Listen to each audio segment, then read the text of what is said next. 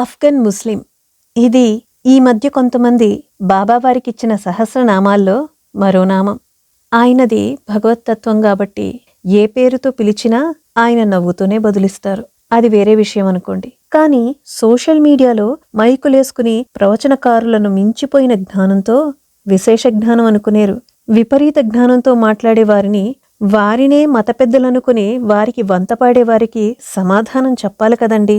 ఓ కట్టడమో సంస్థో పేరు చెప్పి సనాతన ధర్మం పేరుతో సోషల్ మీడియాలో డబ్బులడుక్కునేవారు, సెటిల్మెంట్లు చేసుకునేవారు, ఓ ఛానల్ పెట్టేసుకుని కెమెరా ముందు కూర్చుని ఓ మైకేసుకుని ఎవరిని పట్టుకుంటే పాపులారిటీ వస్తుందో అటువంటి బాబావారిని పట్టుకుని ఇష్టమొచ్చినట్లు కాకమ్మ కహానీలన్నీ అల్లేసే నారీమణులు, అంత ప్రఖ్యాతి లేని నటీమణులు, వీళ్లను సనాతన ధర్మ పరిరక్షకులుగా భావిస్తున్నారే కొంతమంది అమాయక జనం.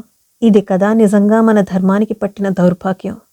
అసలు బాబావారి జన్మరహస్యం గురించి ఏళ్ల తరబడి రీసెర్చ్ చేసి తలపండిపోయిన వారికే ఆయన గురించి ఏమీ తెలియరాలేదు. అటువంటిది అంతటి మహనీయుని చరిత్రలో ఒక 2 పేజీలు కూడా సక్రమ సంస్కారంతో చదవలేని ఈ మేధావులు ఆయన ఆఫ్ఘన్ ముస్లిం అంటూ బయలుదేరిపోయారు.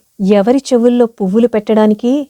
సాయినాథుని చరిత్ర పరిశీలిస్తే బాబావారు 16 ఏండ్ల ప్రాయంలో షిరిడీలో వేప చెట్టు క్రింద ప్రకటమయ్యారని స్పష్టంగా ఉంది. ఆ చెట్టు క్రిందే కూర్చుని రేయెనక పగలెనక ఎండకు వానకు చలించక 2 సంవత్సరాల పాటు వారు తపస్సు చేసినట్లు చూసిన వారు చెప్పిన ఆధారాలతో చరిత్రలో ఉంది. ఆ వేప చెట్టు క్రింద ఉన్న భూగృహంలో అప్పటికే 12 ఏళ్లు తన గురువును సేవించుకున్నానని స్వయంగా బాబావారే చెప్పారు. బాబావారు భారతదేశంలో ఉన్నట్లు ఇంత స్పష్టంగా ఉంటే ఆఫ్ఘన్ ముస్లిం అంటారే?